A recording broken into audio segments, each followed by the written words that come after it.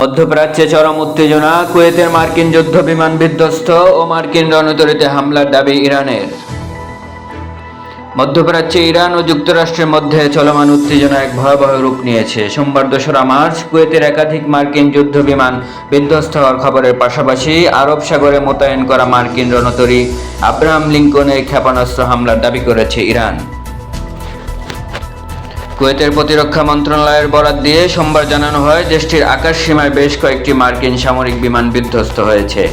কুয়েতের আস-সালেম বিমান ঘাঁটি থেকে মাত্র 10 কিলোমিটার দূরত্বের মধ্যে এই দুর্ঘটনা ঘটে।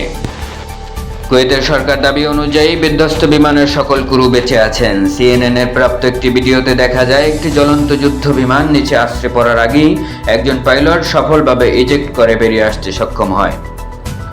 বিমানগুলো ঠিক কিভাবে বিধ্বস্ত হয়েছে এবং এটি কোন নির্দিষ্ট মডেলের বিমান, এ বিষয়ে মার্কিন সামরিক বাহিনী এখনো কোনো আনুষ্ঠানিক মন্তব্য করেনি।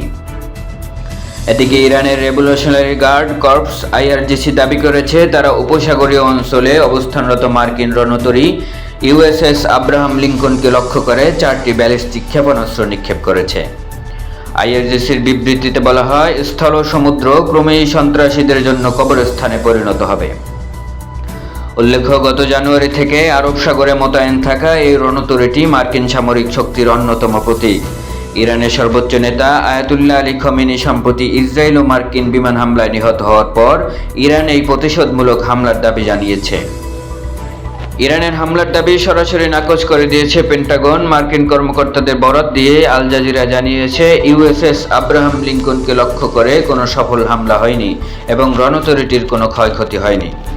তবে কুয়েতে বিমান বিধ্বস্ত হওয়ার কারণ যান্ত্রিক নাকি অন্য কোনো কিছু, তা নিয়ে রহস্য দানা বাঁধছে। এই পাল্টাপাল্টি দাবি ও যুদ্ধ বিমান বিধ্বস্তের ঘটনা মধ্যপ্রাচ্যকে এক বৃহত্তর যুদ্ধের দ্বার প্রান্তে নিয়ে দাঁড়িয়েছে। আন্তর্জাতিক মহল এখন নজর রাখছে যুক্তরাষ্ট্রের পরবর্তী পদক্ষেপের দিকে।